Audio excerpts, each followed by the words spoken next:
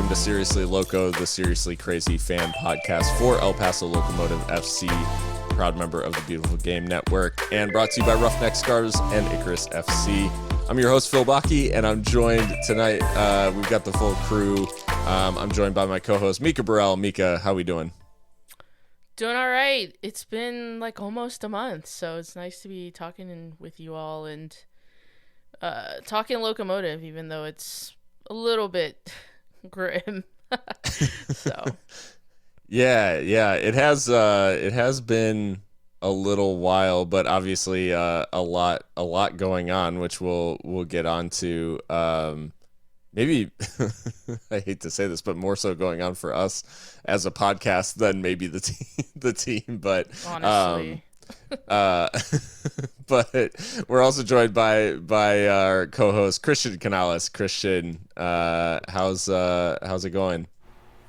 It's going all right. It's getting to be that time of the season, I guess, and I don't know what's gonna happen in the next month. So, for the first time in the history, so it's all right.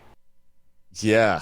I think at this time last year, everybody was booking their tickets right for that first round playoff game because everything was locked down, and obviously a very different story. We'll get on to the playoff picture, especially in light of that RGV game, which now is over a week old, but in light of that result against RGV, we'll talk playoff pictures and everything that's been happening kind of around Locomotive in the West.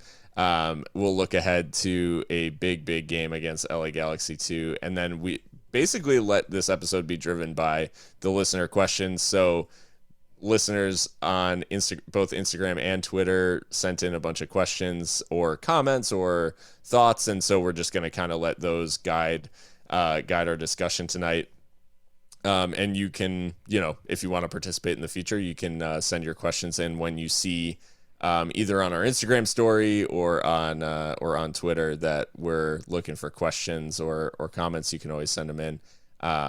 And so the big, I guess, admin stuff before we get on to the meat of the episode is our custom kits that we put together with Icarus as at isthatphilly_17 on Instagram pointed out. He said, not a question, just wanted to thank Seriously Loco and Icarus for the badass kits.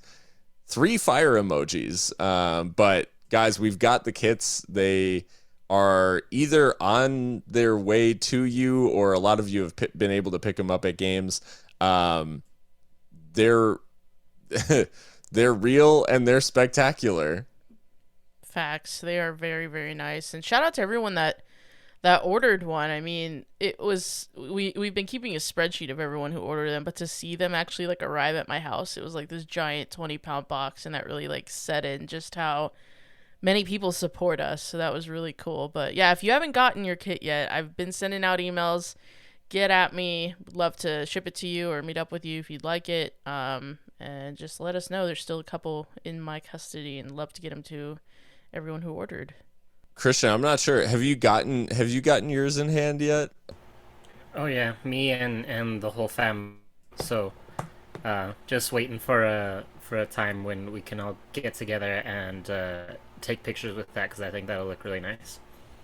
Yeah, and I would encourage anyone who's got theirs, especially for the next home match day. I would love to see as many Seriously Loco kits in the stands as possible. I think that would be awesome to see them. And for those of you who sent in pictures and stuff already, and for all the compliments, thanks so much. And as Mika said, it was pretty humbling to see the amount of people who did throw in and buy kits. The second part of that being like seeing them out in the world is just it's just very cool. And having a piece of heritage, I guess, to share with all you guys is pretty cool. So really, really excited by that. And then, I mean, before we move on, guys, it is September 15th, aka 915 Day. So fitting that we're recording a Seriously Loco because it's a day to celebrate El Paso. Hell yeah, man. I didn't realize it until I logged onto Twitter and saw people posting about it. I mean, I barely know what day it is ever. So, yeah, 915 Day. It's pretty cool. September 15th, obviously our area code 915. And it was cool to see just people responding about what they love most about the city. And, yeah, I mean, surely El Paso Locomotive is one of those things that makes us love the city, even when they are playing as poorly as they are, which we'll get onto. But, yeah, El Paso forever. El Chuco forever. Even Diego Luna, the expat, showing some love too. Yeah, that was cool, wasn't it? Expat. I do.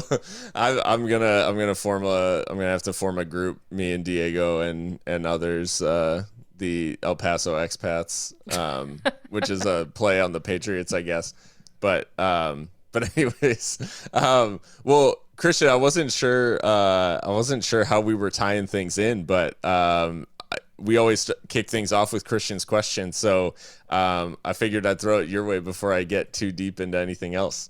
Yeah, it's not really. I don't have a smooth segue, unfortunately. But I recently started my annual undertaking of reading a book. I don't read too much, except for maybe once a year, but I'm making it worth my while this year because everyone has that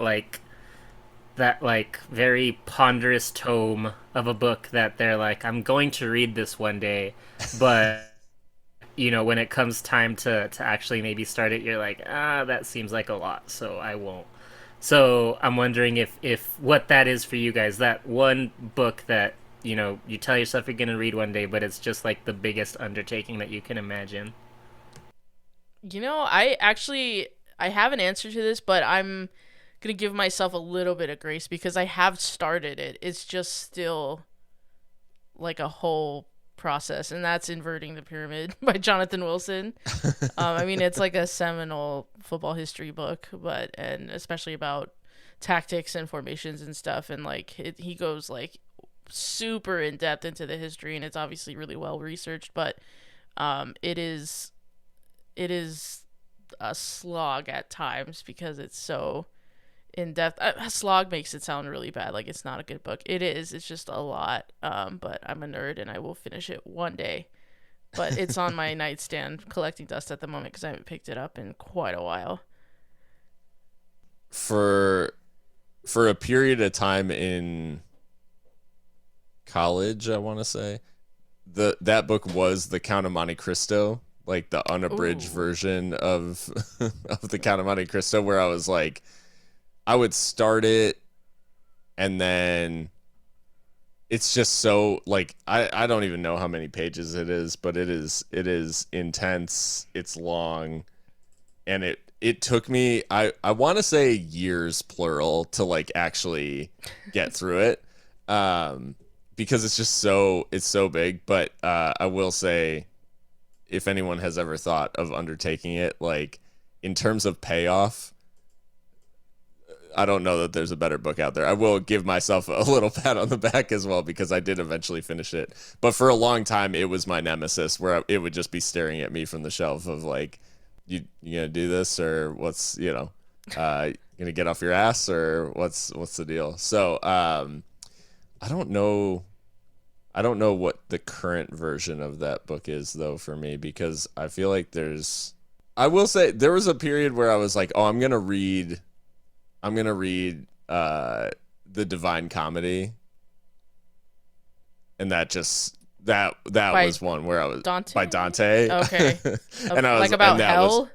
Yeah, and that was one where I was like, nah, like it just did not grab my attention. And then I think, whatever, I started reading Game of Thrones or something. So interesting. You went with the classics. Now Yeah. I feel like such a basic ass reader. A plebeian. Hey, I'm gonna be honest, Mika. I was expecting something like that from you, honestly. I've But read a lot of the classics already. Maybe that's even worse. Maybe. Niggas like, I knocked that shit out already. War and Peace. No, not War and Completed Peace. it, mate. Completed So it. like, honestly, I had a question lined up, shared with you guys, and it was about TV theme songs. But then Mika reminded me that she's much more cultured than either of us, Phil. And I'm much less cultured. That's why I don't know any TV. I was like, I don't know any. So I was like, okay, we'll do books then. I think everyone reads. But apparently Mika reads too much questions, so I don't know what to do. No, not at all. I really don't. I really don't. Read in my dual credit English lit class senior year in high school, we read the Inferno, Phil. So I've completed a third of that, but not quite the rest of them. But That's impressive in itself. It's funny that you said that you give up on kind of like your big book and decide to pick up Game of Thrones, because that's actually what I decided to read now, and I feel like that is a heavy undertaking. Just the first one, and you know, not to mention to read the other four. But and I know that's not like the longest book ever, but the real one that I have sitting on a bookshelf, that I've had sitting on a bookshelf since I was like 19, is a very it's funny because it's very like it's a very bro move, which is not my aesthetic, but Infinite Jest is up there with one to read, but I just can't bring myself to do it. I think I've ever read 1,000 pages at a time, so. And yeah, I mean, Game of Thrones is it's a heavy undertaking for sure. And I think there's a momentum around that series though, because once you get going, like after shit starts to happen in the first book, then it's like you're just nonstop, kind of like just stuff is happening the whole time, so it keeps you going. But yeah, those 5 books ate up the better part of like a year and a half of my life. So The Seriously Loco match review.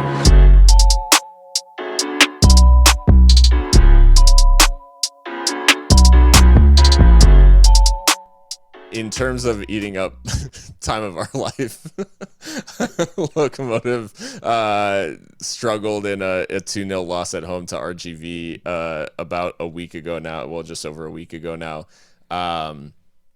In a time of the season and in a season state, I guess, where basically every match has become must win. It already was that way, and a home loss to RGV, while, you know, in context you can kind of understand, like, hey, this RGV team is finding some form. They're a lot better than an RGV team we faced earlier in the season, but can't afford a home loss, can't afford really any losses now. And so the margins in the playoffs have become extremely thin. And I think to that end, at HJ_the3rd on Twitter, said, no question, I'm just scared, LOL. Los Dos appears to be the most important game of the season, with an away trip to Tampa coming up. And then some scared eyes, playoffs could be decided this Sunday. Guys, I guess the conversation really kind of starts and ends right now with the playoffs, and the RGV game is only really relevant in the sense that losing it dealt us a significant blow in our playoff hopes. How, I guess, then are we feeling about, I guess we'll say, some thoughts on the RGV performance, especially in the context of it being a must-win game, and then looking ahead, like, or maybe putting that in context of the season. Will Locomotive be able to salvage this position that they found themselves in? It's always strange when it's like a dead rubber Copa Tejas fixture. I say dead rubber in the sense of like the cup competition, obviously not the playoff hunt, but it just felt like flat in that way because there wasn't that like extra little bit of edge in terms of like the Texas rivalry and whatnot. So that was kind of weird, and I commented on that to I guess on the tweets that I was doing on the live tweeting. But yeah, I mean, I really was expecting. I mean, I don't expect much of this Locomotive team anymore, which is really sad to say, but that's kind of where we are. But what I was expecting at the very least is for us to compete a little bit better than we did, especially given coming off of 2 straight wins against Phoenix and New Mexico away, where, you know, perhaps we didn't play our best football, we didn't have our foot on the ball as much as we would like, but we were clinical in the moments that we needed to be. It's just completely night and day, this RGV fixture, from what we had managed to do up in Albuquerque. We were on the ball a lot and just so ponderous. Had no big chances to speak of, and RGV had 2 and scored both of them. So it was a complete flip from what we put together against New Mexico United, and I think that's what's so frustrating about this Locomotive side, is the inconsistency in not just results, but even just what we end up doing on the pitch. Like, it just really feels like we're watching a different team on any given Saturday night or Wednesday night, as it were. So yeah, I'm kind of all over the place with that one, but that's kind of where our Locomotive, to be fair. Yeah. So Well, I mean, Christian, worth mentioning, I guess, just in terms of like wrapping up this RGV performance and maybe putting Mika's comments about like inconsistency in even the larger context.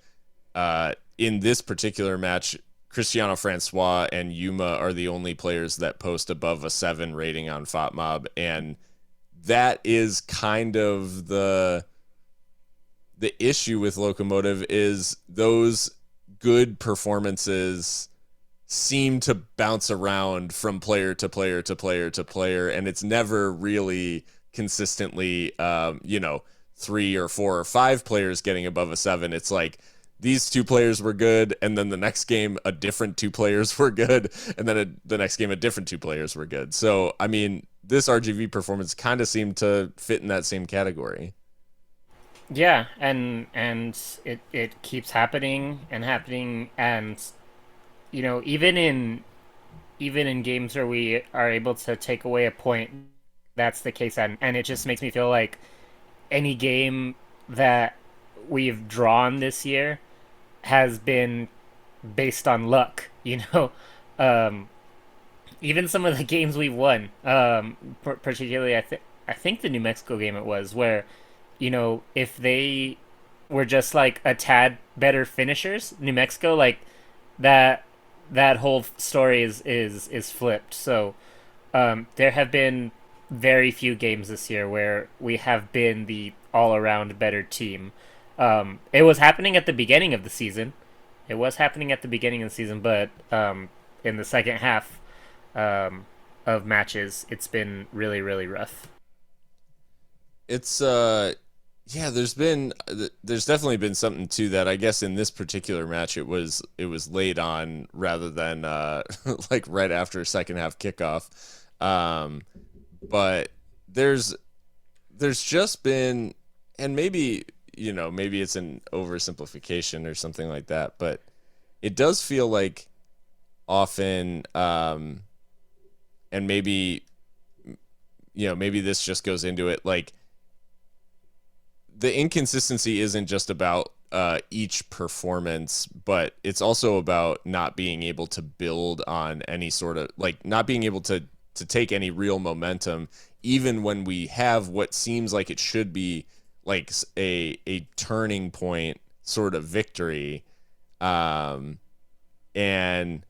like you mentioned, Mika, like we get these couple of good results. We beat Phoenix, we beat New Mexico, and then just kind of lay an egg against Rio Grande. So I guess whose feet do we lay that at? Because at the end of the day, it does feel a little bit like we just haven't been able to create any sort of like inertia in this season, and it's just been constant like, oh, this is a good performance, like let's try to capture that lightning in a bottle, and we just can't. I mean, it's clearly on the coaching staff. I don't know who else it would be the responsibility of but them. Just looking back at what we've managed to do this season, we've only put together 3 wins in a row once.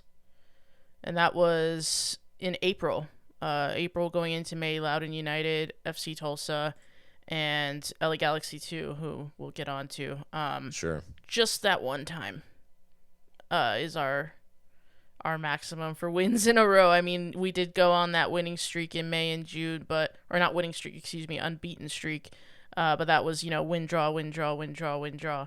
So, yeah, inconsistency is really the mark of this team of 2022 El Paso Locomotive, and you have to put that on the coaching staff. And yes, there are things that are out of their control, like the availability of personnel.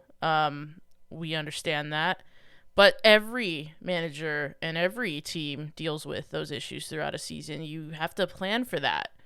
And I think that we have spoken ad nauseum about how we didn't think that happened, or we didn't think that happened to an adequate degree in terms of retooling this squad when we were light.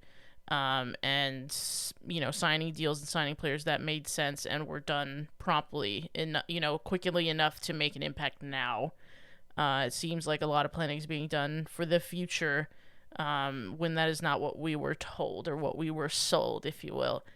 So, that muddled communication and seemingly muddled approach to team building this season, you have to look at the people who make these decisions. And it's no wonder that things have been so inconsistent on the pitch, because off the pitch it's apparently the same. Yeah, and I guess when it boils down, Christian, as we're talking about the playoffs could be decided this Sunday if we don't get a result against LA, and maybe we'll talk about that. But when you look at this Locomotive season, you can obviously zoom in to sort of different times of the season where you could say, like, oh, hey, this was a really good stretch, or this was a good couple of results, or this was good. But as we kind of zoom out over this run-in where we've known, hey, it's going to be borderline for the playoffs, we know that we need every point we can get. We have 2 wins in 9, stretching all the way back to that 4-0 loss against Oakland Roots. So the 2 wins, Phoenix and New Mexico, that we got, like, that's not, out of the last 9, we've got just those 2 wins to hang our hat on. And ultimately, if we miss the playoffs, I don't think you can look at these stretches and say that we necessarily, like, are hard done by not making the playoffs with some of these runs of form. No, I mean, I said it earlier in the season during the summer, and, all those draws that we were having in that stretch, that unbeaten stretch that Miko was talking about, win, draw, those needed to be wins.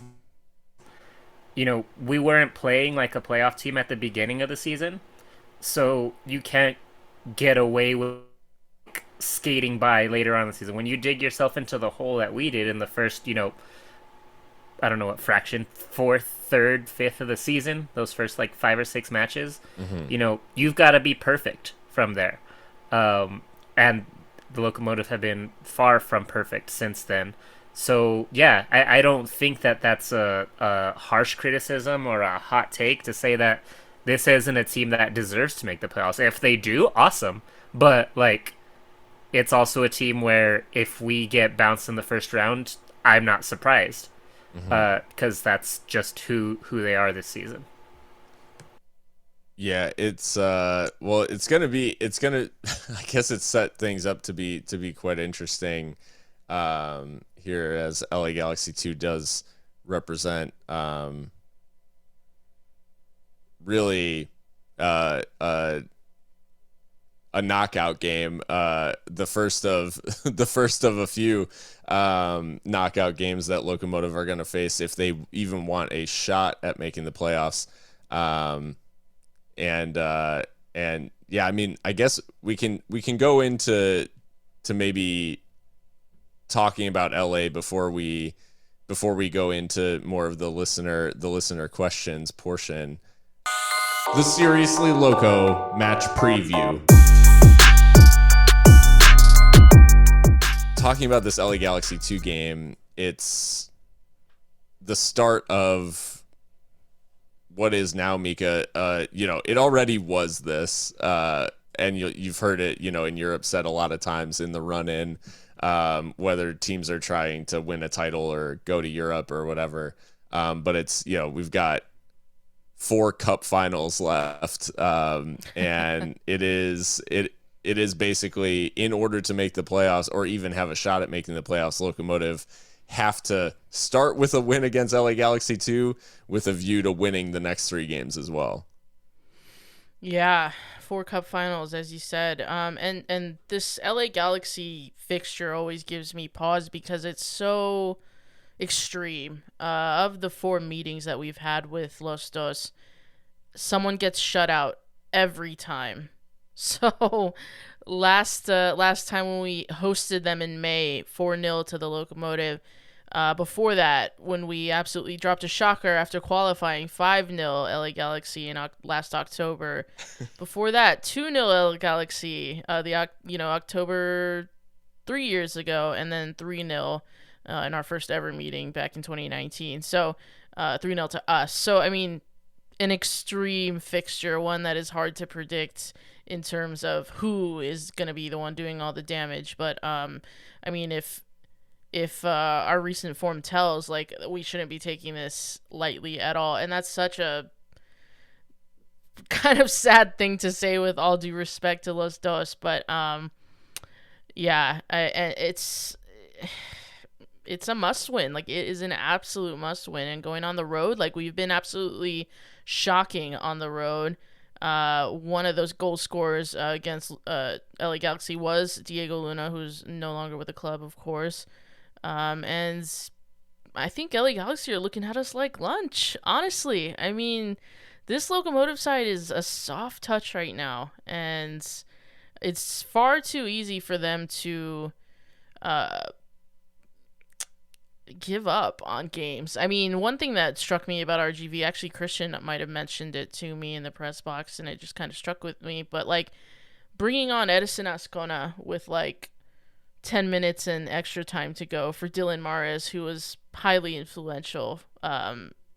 Things like that just make me think we're throwing in the towel.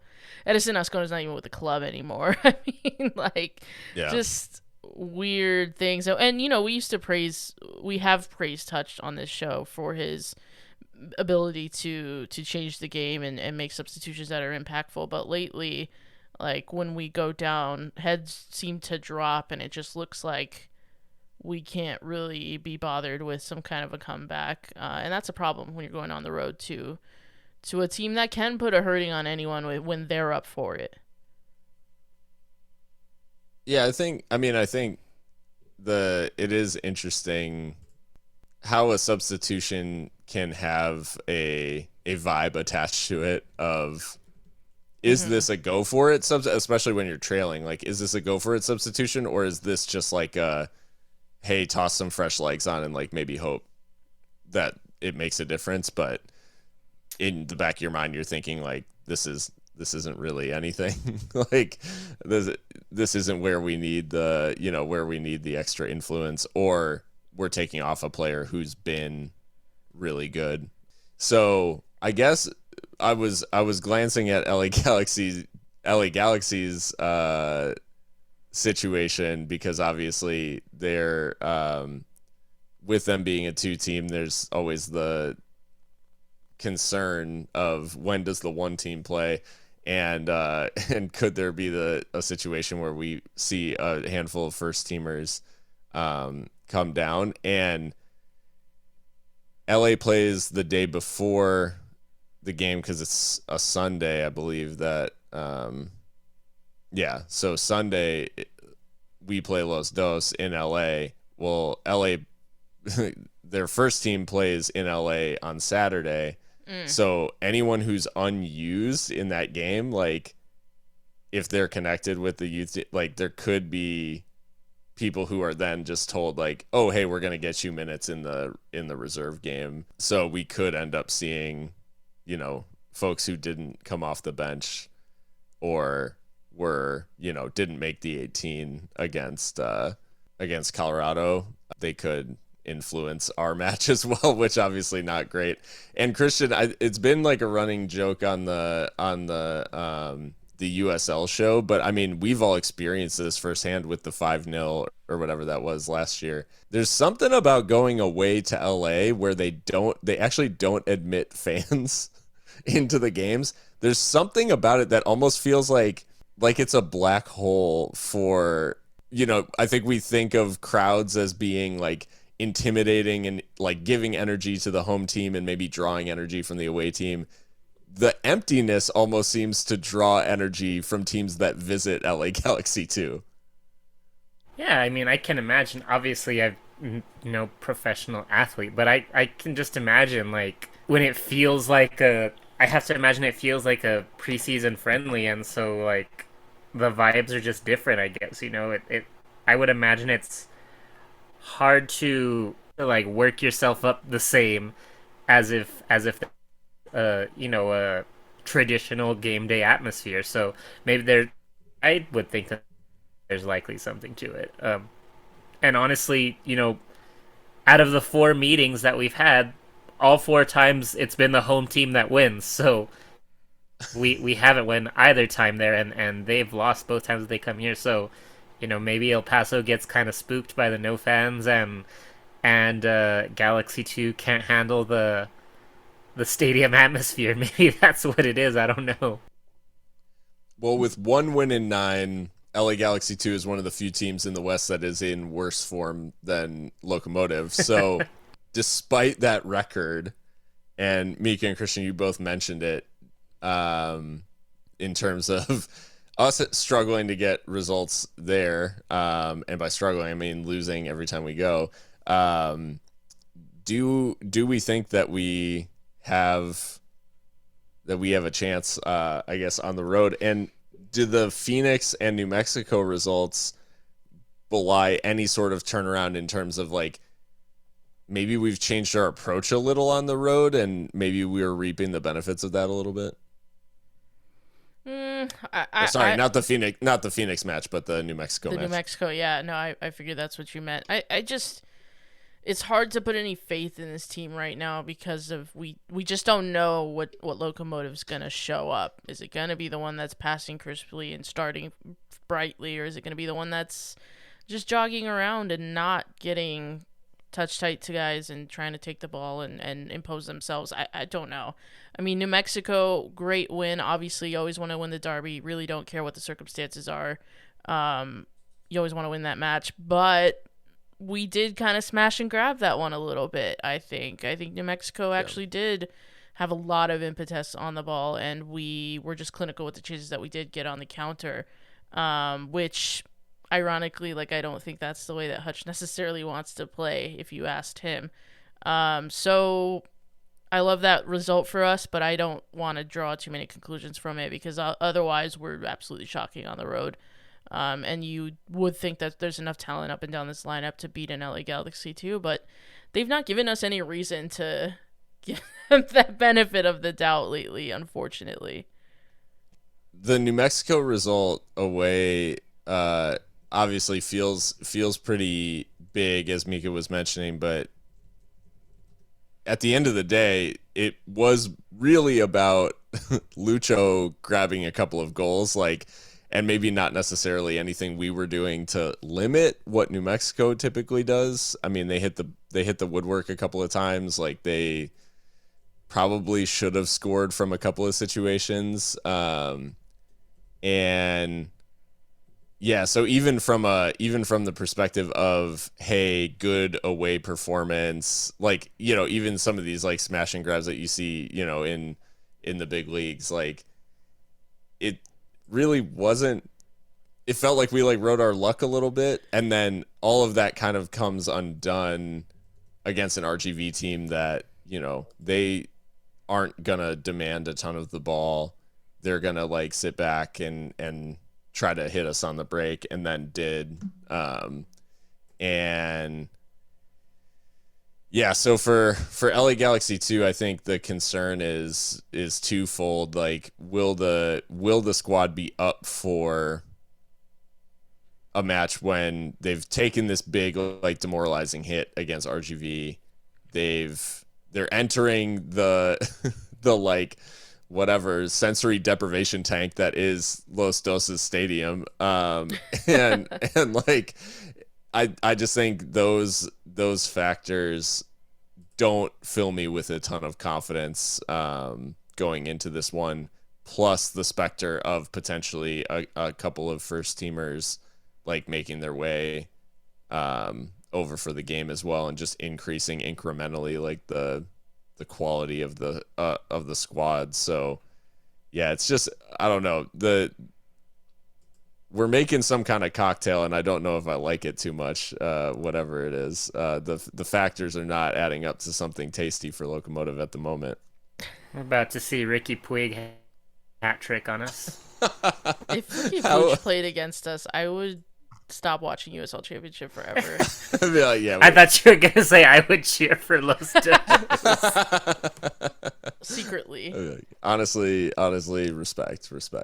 I have to apologize. I wasn't familiar with your game. Yeah, I don't know. I really do think, and I guess whatever. Maybe this is just where we're at as Locomotive fans now. I think it's so funny this season having like active pessimism going into a game, because we're so used to like looking on the bright side and being like, yeah, we can turn things around, whatever. And even when it's been tough, and now I think just naturally, in order to protect ourselves and our feelings, we have to assume the worst, because they just haven't proven us wrong enough yet. We've earned it, god damn it. Yeah. You know, something that if you could follow me here, I was listening to another football podcast, and they were kind of talking about how Steven Gerrard has gotten off to a tough start, kind of continuing a bad run of form for Aston Villa from last season. And one of the journalists said something that really like stuck with me, because it just reminded me of like the transition from Mark Lowry to John Hutchinson a little bit. And let me know if you follow this, but they basically were saying, you know, when you're a coach like Steven Gerrard, where it's not necessarily about your philosophy, then results become even more important, because there is not that philosophy or those footballing theories and tactics to fall back on to say, yeah, we didn't get the result this time, but we are playing the way that I want to play, and this will eventually come with results. And I think that we saw that with Mark Lowry, where it was like very intentional. The tactics were clear as day for people to see and understand. And the results weren't always there, and it was a little bit tepid at times in front of goal, but we did achieve a lot of things under him, and his philosophy was at the forefront of that. And so I think, you know, like Stevie G, maybe, I don't know, while Hutch says that there's a certain way that he wants to play, I think it's a lot more vague, to be honest. And I think, and which is, you know, understandable. He's relatively inexperienced as a head coach, right? So I'm not even trying to dig him out on that. I'm just trying to draw like a comparison of like, well, that's why results become even more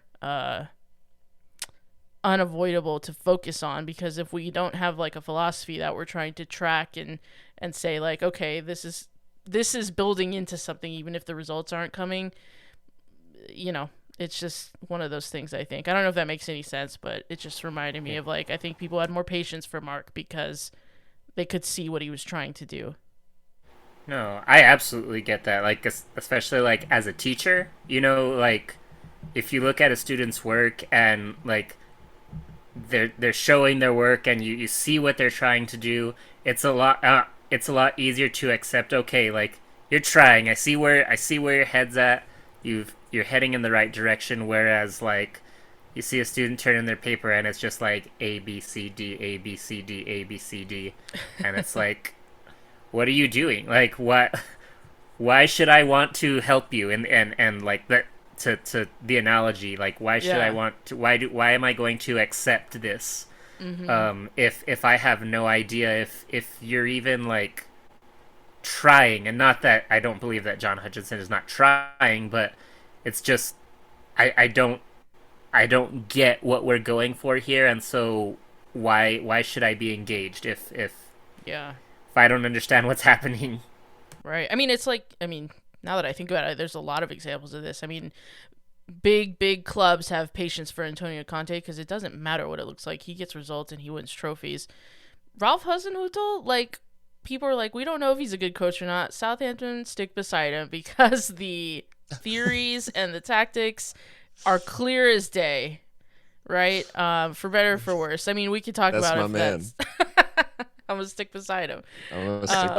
But yeah, I mean, if you follow the analogy, it's just like, I think that you garner a bit more patience when there is a plan, if you will. So I just don't know that we've seen that. And even in the transfer market, like all this stuff, it's been very like scattered shot, I think, from what we can see, and from what little we are, privy to in the grand scheme of things. So it's, it might not be that way on the inside, but we wouldn't know because, communication is hard to come by. So, yeah. Well, I mean, I think we should keep this energy going through a quick break. We'll take a quick break, but when we come back, we'll talk through the listener mailbag, and to be honest, it is going to focus a lot on these sort of like bigger picture questions, because I think we joked about fans getting more existential recently, and that is, people are definitely looking ahead to next season and beyond. So we'll take a quick break and come back with the mailbag. Seriously Loco listener questions.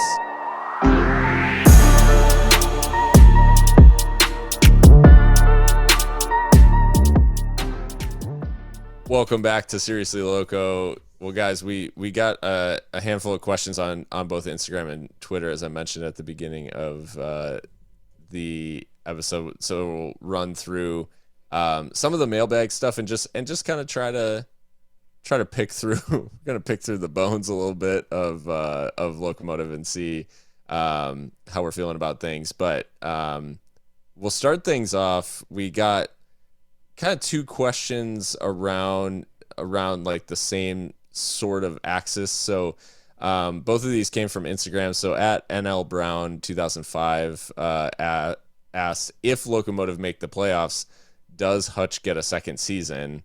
And then adds, to me, he doesn't.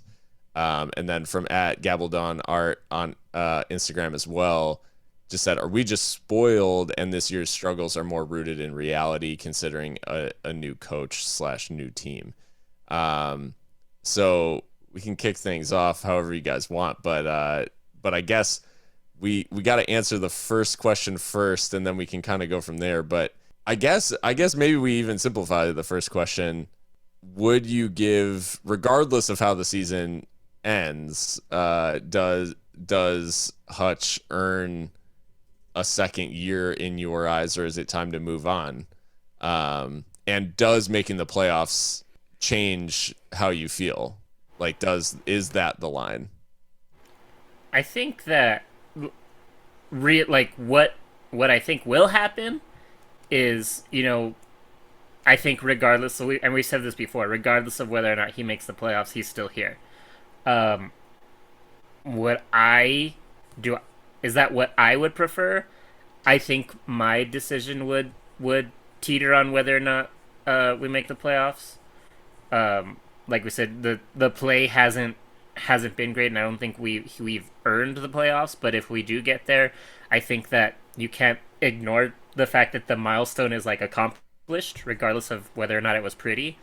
And we've said that is like the bare minimum goal. So if it gets met, then it gets met. I don't know how like logistically possible this is, but to me, I think it seems that maybe he is a good coach, but I think maybe as the technical director as well, he's got too much responsibility. And they're asking him to do too much for someone who is as inexperienced as he is, and as a head coach, and a head coach in America, I have to imagine that that side of things has to be different, in here in America versus in other countries. So I think that that is the big like obstacle for him. So I don't know how it works, even with other teams in USL. Like, I don't know if they have two different people, or if it's just like the head coach and the GM, or if there is a situation where it's possible to have a technical director and a GM. Like, if that's just something that happens in USL. So, in a perfect world, I think that's the scenario. I think that he has the ability to be a good coach, and we've seen, from the beginning of the season that, he will go to bat for his players. So I think that he can get players behind him, but the stuff that has happened this season, I think, may just be a consequence of him having to wear too many hats and not knowing how to do it. Yeah, I mean, I think that's all true, and certainly something to consider when we're, talking about something as unpleasant as someone losing their job, because I personally don't find joy in these kind of conversations. But I mean, I'll bring it back to Europe again, but I mean, Thomas Tuchel lost his job most recently because of something very similar, in that the new Chelsea ownership really, really wanted his input on signings, and he was like, let me coach the team. Like, I told you what I want, now go get it. Like, stop texting me, literally. And that I'm clearly like really paraphrasing like the situation. It's more than that, but I mean, there are coaches like a Tuchel and a Hutchinson where it's like they want to coach the team, and John made that very clear in that interview that he did with Sasha Pistani. So I think that's fair to say that maybe this season would have gone differently if those jobs were kind of divorced. And I don't know how feasible that is at USL Championship level, because that's paying two people, right, to do a job that they've reserved for one in a lot of these clubs. And it is unfortunate that John not only doesn't really have experience doing that technical director stuff, but also doesn't enjoy it, clearly. So I think Mark was a little bit different. I think Mark liked wearing those hats and juggling all that stuff. Yeah, I think that's fair to point out. And if he does make the playoffs, does that change something for me? I mean, I would be okay either way, and I know that sounds like very fence sitting, because it is. If he makes the playoffs and he's on next year, I'd be like, okay, great. Like, wipe the slate clean. Let's see what he can do with a full preseason and players that he's already brought in, players he's gonna bring in.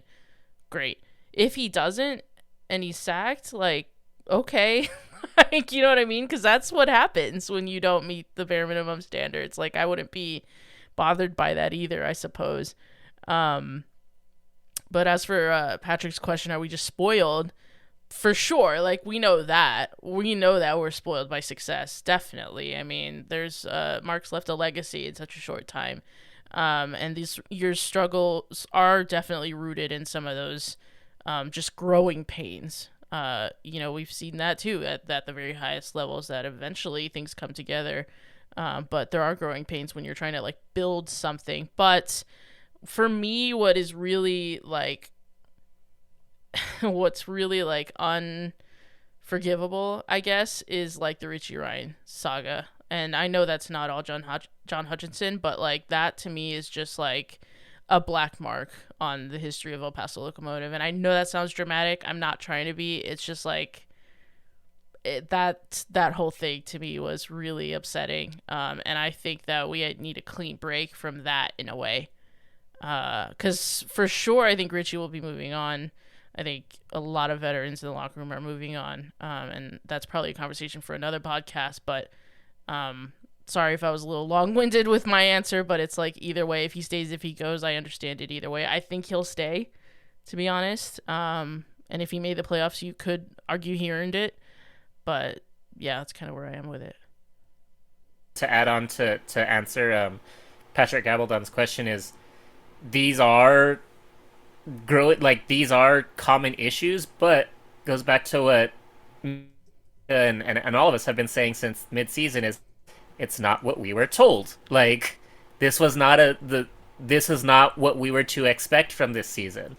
And that's what makes it all that harder. It's like these things happen. I don't think we're naive, but again, like when you're told one thing and presented with another, whether or not the outcome was predictable, it's still acceptable. Yeah. Yeah, and I think along those lines, I think the technical director conversation is one that's very interesting and kind of comes into our next question. But I will certainly say I'll start it off with if Hutch is around again next season, which I think he will be. I don't think they're gonna make a change like that quickly.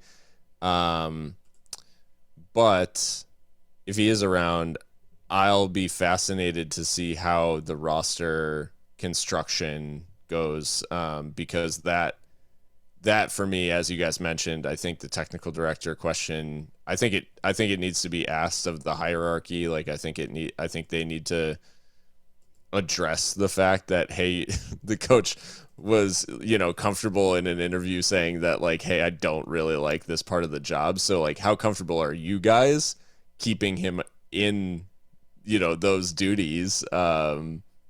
If he's openly said that he doesn't really like it and even admitted to a couple of agent relationships like deteriorating over some of these negotiations, which obviously it's not great either, depending on, obviously we're not dealing with a bunch of like high powered, 100 client agencies or something like that. But burning those bridges can have impacts to people wanting to come. And I think that's just something that I think the club should have paranoia around the fact that that the person in that role has basically stated that like he'd rather not be, and I think they should be thinking about that proactively. But our next question actually came from at J Derek Fox on Twitter. Derek, a longtime supporter of the show in terms of his role at Locomotive, but he now is an actual supporter of the show, and having moved back to Salt Lake, he's really crossing lines here with the Diego Luna supporting and El Paso Locomotive alumni as well. But he said now that the season is coming to a close and playoffs are nervy at best, do you guys think that the team needs sweeping changes in the offseason, or do you think this just needs more time? They just need more time with less injuries. If so, what are we changing? And would have been really nice to see this season with Manny available and Chapa, who was looking really informed before the injury. Couple of things in there that I think we've touched on throughout the season. I think the Manny Sanupe injury in particular being a bugaboo for us. But with all that being said, do you think that we're in for a big sweeping change sort of offseason, or are we going to try to tweak what we've got? Yeah.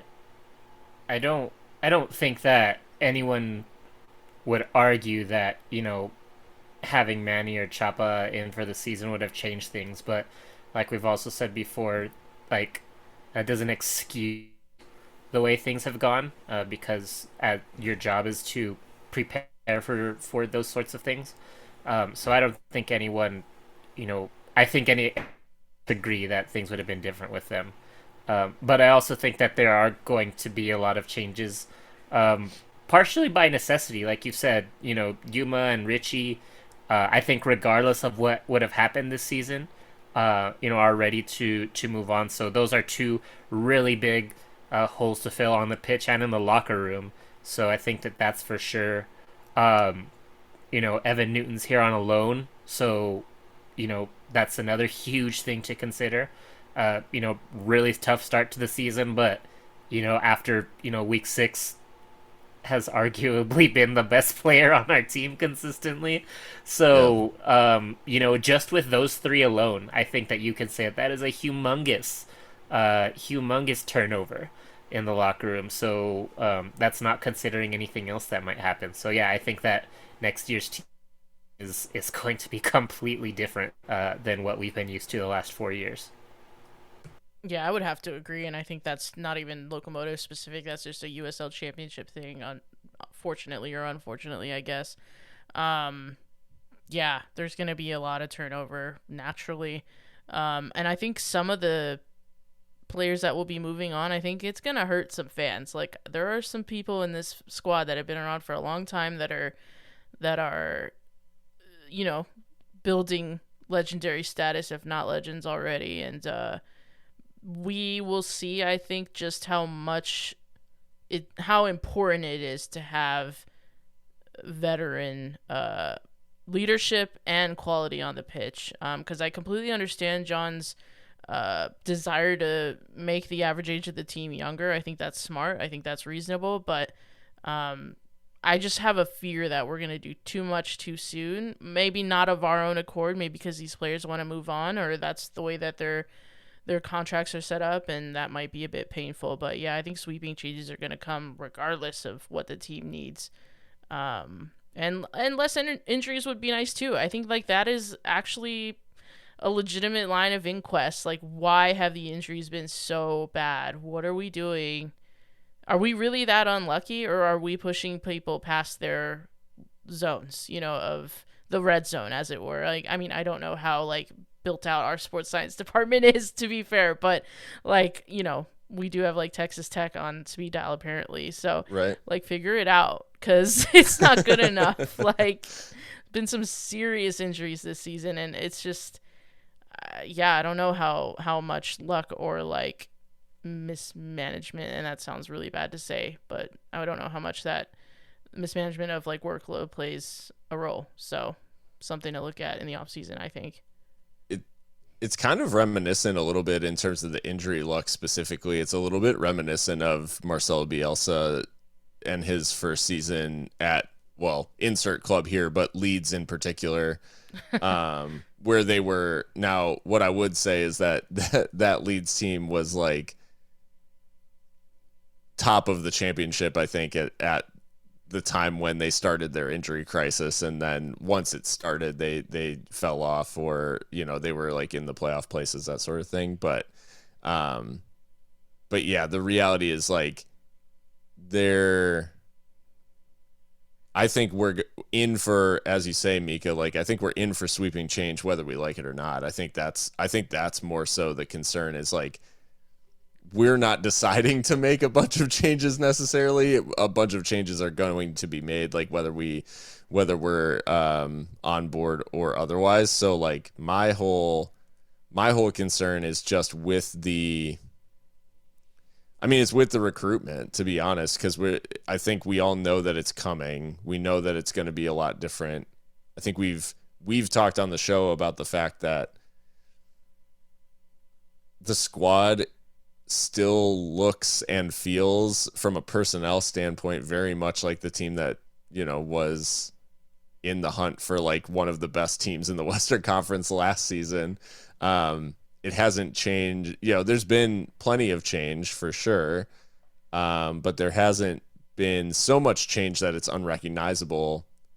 And I think this off season, we're probably in for a change more like what you're used to typically seeing in USL, where a team can go from one complexion, I guess, in terms of player makeup to the next. And personnel wise, there's going to be a ton of decisions to make, and it is going to be a little bit of a gut check for the club too, I think, like with their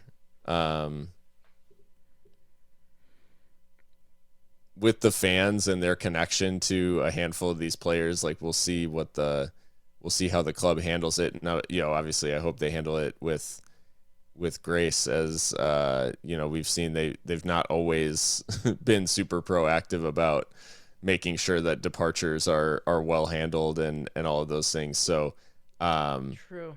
so yeah, I think there's a lot of concern out there, but I guess my hope at the end of the day is I do hope that Hutch gets a ton of support, even if it's not in the form of another named technical director or a director of football or whatever you want to like name that position. Even if it's not another person in that spot, at the very least, it is gonna. I just think there is gonna need to be a lot of involvement from the rest of the coaching staff and the front office in terms of signing players and making sure that they rebuild the squad well. Because at the end of the day, like, there just aren't enough of the players that have joined this year. There aren't enough of them making like big impacts day in and day out. And I think more of them and more of, more new signings over the summer are going to be needed to make next season successful. So, I guess you said over the summer, like instinctively, but it's actually over the winter for us. Yeah, huh? sorry, over the off season. Yeah. Off season. I automatically think like off season transfer window and whatever. Everything is upside down. The World Cup's being played in November, so whatever. True. But I guess the other question is, over the course of this season, and this is me kind of like riffing off of what Derek has said, but over the course of the season, we've seen,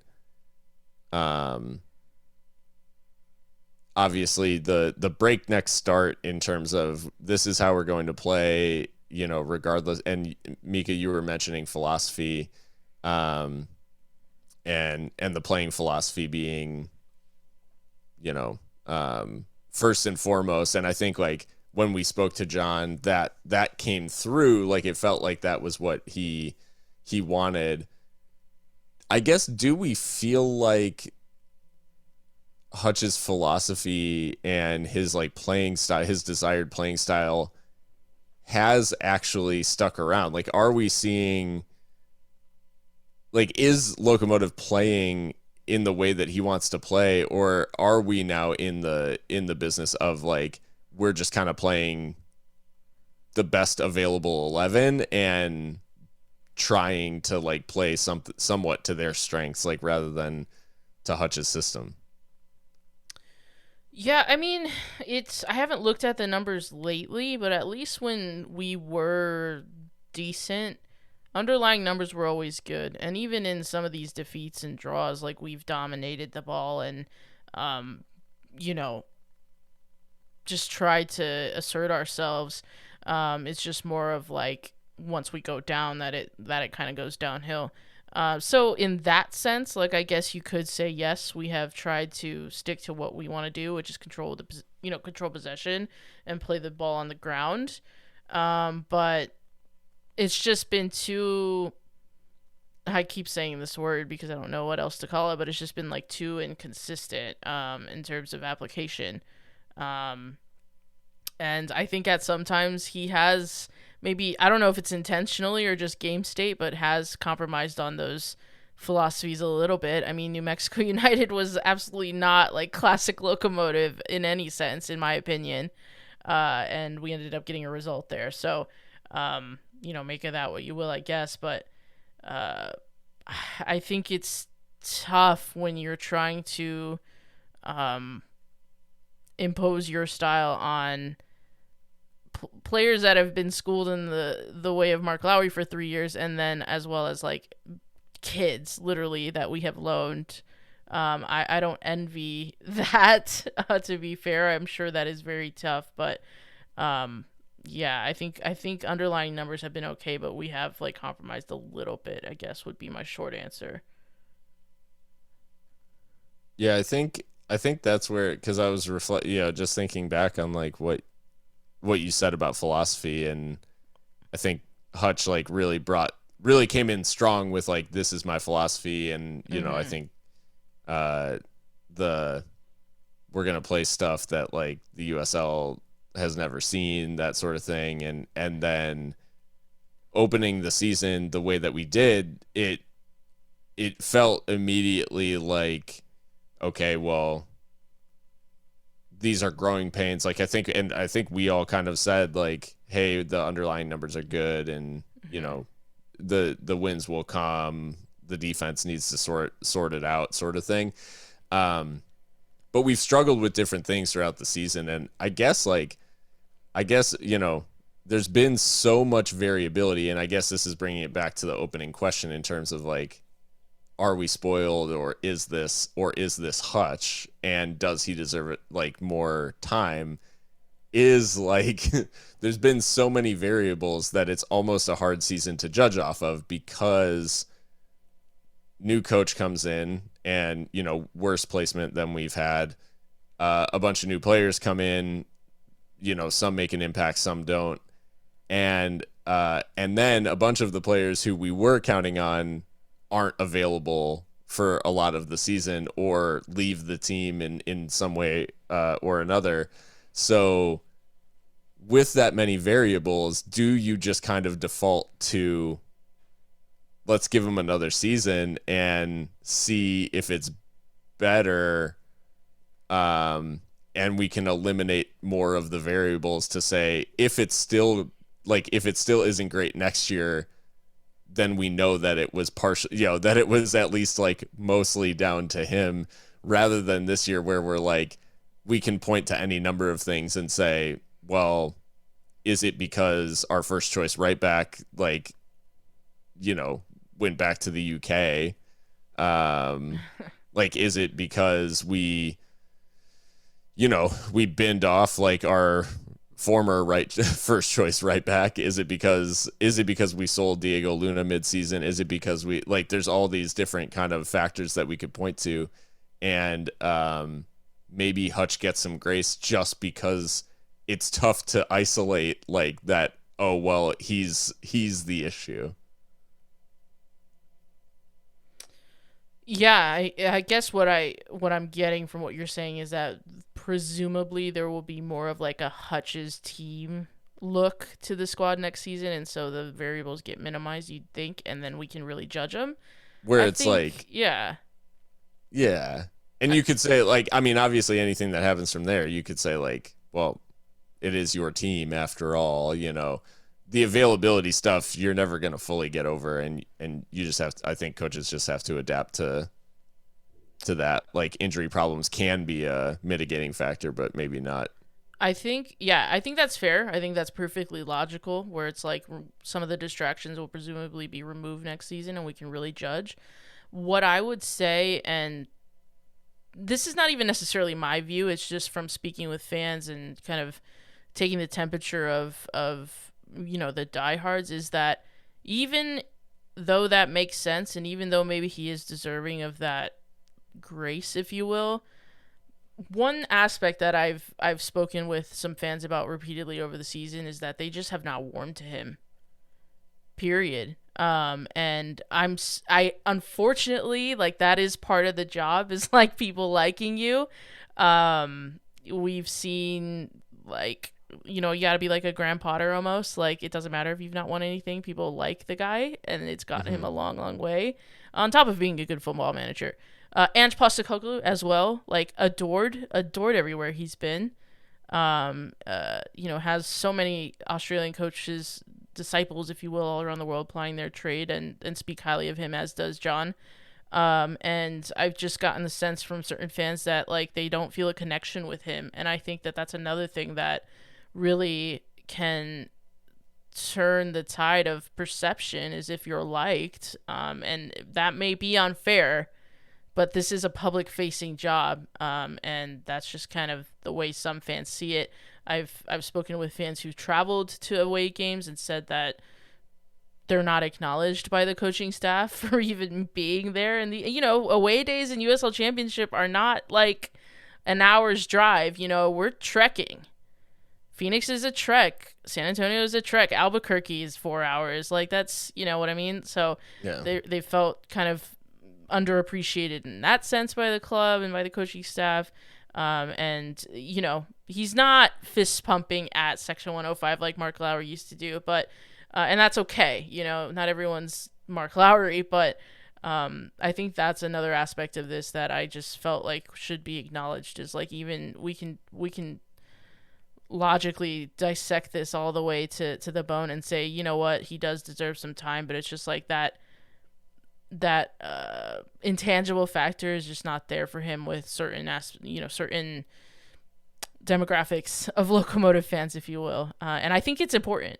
I mean, for whether that's fair or not, I think that is important to acknowledge and think about. Yeah, I mean, and that aspect of, I mean, I think in any sort of situation, if you have a relationship with someone where like, hey, 99 times out of 100, like, they're doing the right thing and like they're he's a good dude or whatever, then when you do like fall short or whatever, it kind of gives you that grace of like, oh well, I know that like at the end of the day, like we're on the same team, like it's all good. It gives you that little bit of a buffer where if you don't have that relationship with the fans, there's really nothing keeping it from turning sour, I guess, or like getting hostile, because they're like, well, I don't even feel like I know this guy. Right. And if he stays or goes, it doesn't really change anything for me. So, yeah. Exactly. Yeah. And again, like, that might not be fair, because you would think that you'd just be judged on the football results. But again, those haven't been great either. So there's just no, like you said, you use a really good word, buffer, of like, oh, well, like I still like him. You know what I mean? Like, it's important. And I don't know how you like improve that. It's not impossible, but I don't know if like that might just be how John is, and that, it is what it is. Like, if that's his personality, then what can we do about that? Like, and there's something kind of admirable about that, is just wanting to get on with your job and not be because on one side you could say this guy panders like Mark Lowry, like with the fist pumping. Like, we could, you could make a criticism of that. Sure. I'm not saying that's what he was doing, but I'm just saying, you could like, be the flip cynical. side. Yeah, like, you could be cynical. Absolutely. Yeah. And so that's just something that has come up in some conversations with fans as recently as like last weekend when I was with some fans and we were just talking about Locomotive, and they're just kind of exasperated by the situation. It's an interesting dynamic, and especially when you're following in the footsteps of someone who was so eager to like create that connection with the fans and really went out of his way to make sure that he was having that sort of impact, I guess, with the fans. So it is maybe a little bit jarring for everyone to kind of go from 100 to 0, if that makes sense. Yeah. And I think, I don't know, I guess I'm thinking in the context of LA Galaxy too, and like obviously Hutch being in assistant roles, and then his previous like head coaching experience being with a MLS2 team, I wonder how much of the fan engagement side of it is like, this is a learning experience for him, because the last time that he meaningfully engaged with fans was probably as a player. Yeah, I mean, well, like, he was deeply liked, it seems, at Yokohama. But that was under Ange, and Ange was doing really well, so right. It's like it follows that his coaching staff would get some praise too. But yeah, you're right, probably more as a player. Oh no, I'm thinking of the clip that I've used as a meme for a little bit, but now it's less of a meme because Arsenal are actually good. What the hell? Catching strays. the Arteta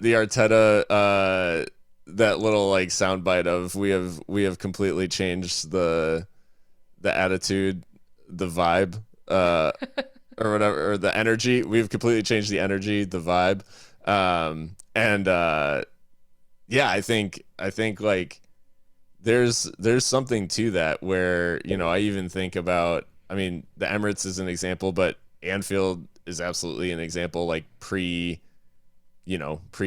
era, where you'd be drawing like a tough game or like losing to a team that you feel like you should be beating, and the place would be a graveyard. Like there would be no, Yeah. you could hear a pin drop in the place, like, or groans or boos or whatever. And so like I'm thinking the season with the Newton situation and just how quickly things turned, and it's like when the fans are bought in fully and like on board with what's going on, then so it's so reduced because of the goodwill and like people just at the end of the day like liking the players or the manager that is out there. So Yeah, it matters. It matters. well, so I guess with all that said, I guess the the long and the short of it is we probably think we think that Hutch is going to be around, and that he gets what he needs in terms of player recruitment, because I do think we're going to have a big summer ahead of us. Wow, I did it again. A big transfer window, off-season transfer window, and the track record is extremely spotty, to be honest, in terms of recruitment and new signings having an impact in a meaningful way.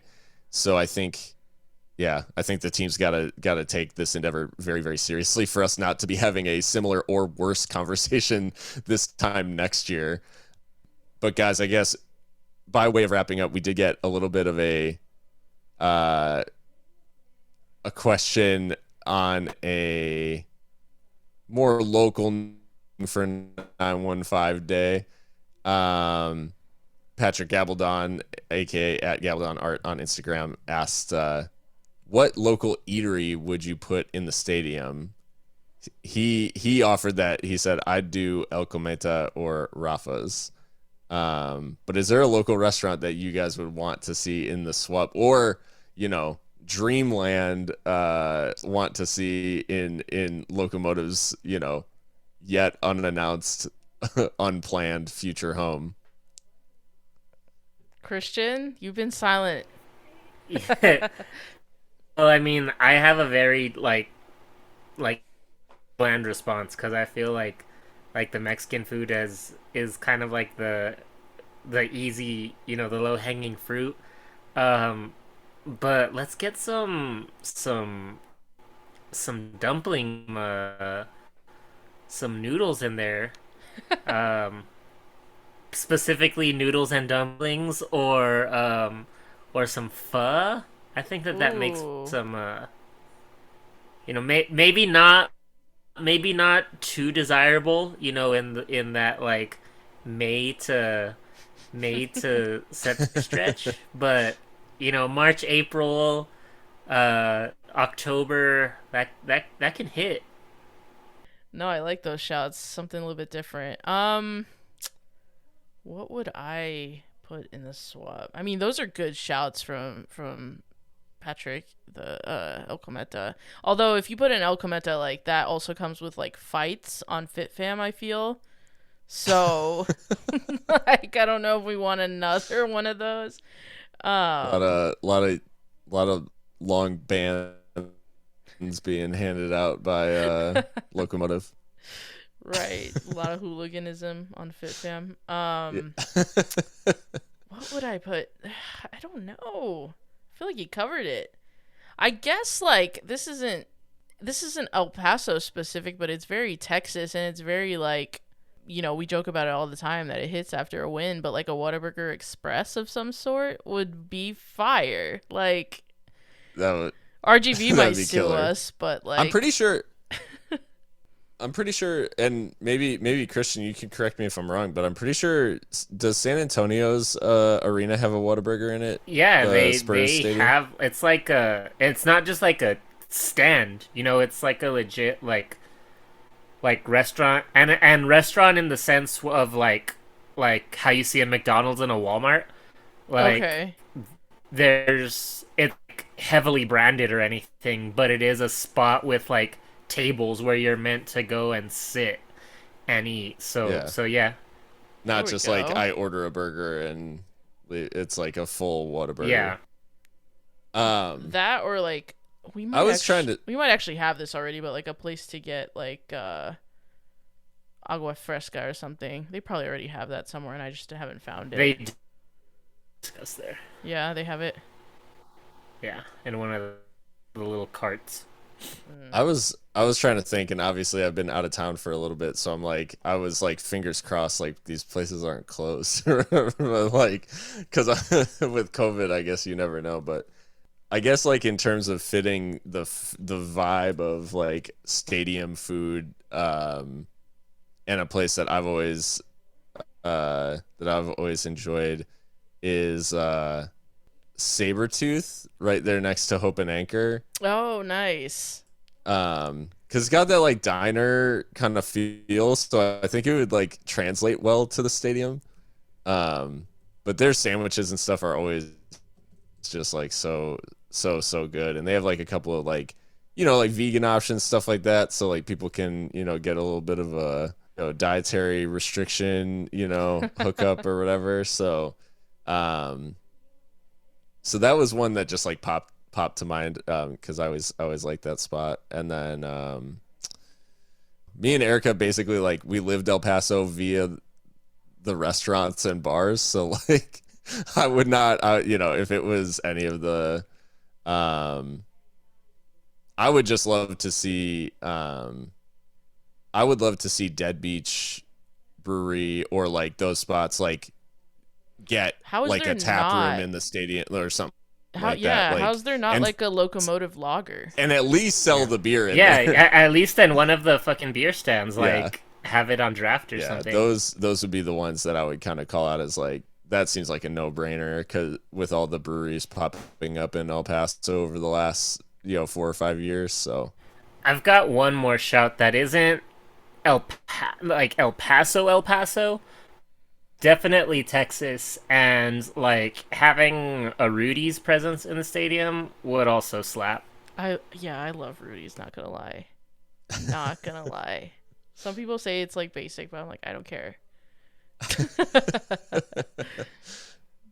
that's Nice. I'll tell you, coming from San Antonio, in San Antonio, the Rudy's out there are all like outdoor seating. Oh. So In that they're, like, humidity? Hell no. it can be really nice, but like nothing like fights off the Sunday scaries, like waking up at 11 a.m. on a Sunday morning. This is before we had a baby, but nothing beats the Sunday scaries, like waking up at 11 a.m. on a Sunday and like putting on the bare minimum of like clothes and like go in and having a big ass serving of barbecue outside. So I definitely, yeah, having Rudy's in the stadium would be nice. It's enjoyed better al fresco, if I do say so myself. Al fresco. That cream corn hits. I'm sorry. Oh my god. Love it. How are we gonna give the English shit for mushy peas if we're gonna have cream corn positivity on the podcast? No. Apples and oranges. Apples. Okay, I was and gonna oranges. say somebody better defend me. I'm being attacked. I'm joking. Okay, so what I will say is that the SWUP's concessions are already like a cut above, because having True. been to now like other minor league baseball stadiums and stuff like that, like not all minor league baseball concessions are created equal, or USL for that matter. And although I will say Detroit, shout out to Detroit City, because they actually have really good concessions as well. But yeah, I think the SWUP is a cut above. So these are ways to take it into, you know, just an untouchable tier, and hopefully some of those deals can get worked out when, you know, Locomotive get a stadium in, you know, whenever that might be. Well, guys, I think that about brings us to the end of the episode. It's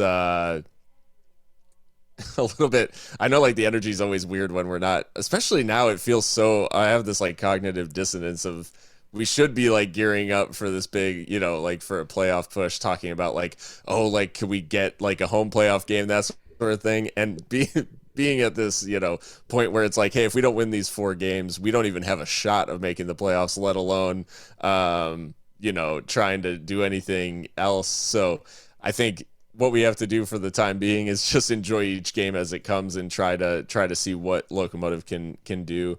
Because at the end of the day, it is a talented group of players, and they deserve better than what they've gotten this year as a group. So hoping for the best. But as we talked about, we're Seriously Loco. You can find us on all the major podcast platforms.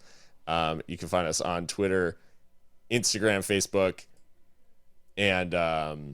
and yeah, we've got our Patreon as well, which for those who got kits, I actually got them at a discount if you were patrons, so just a little bit of a shout there. It's not always going to be a merch benefit, but it is. It was in this case, and yeah, thanks to everyone who supports us both on Patreon and with the kits.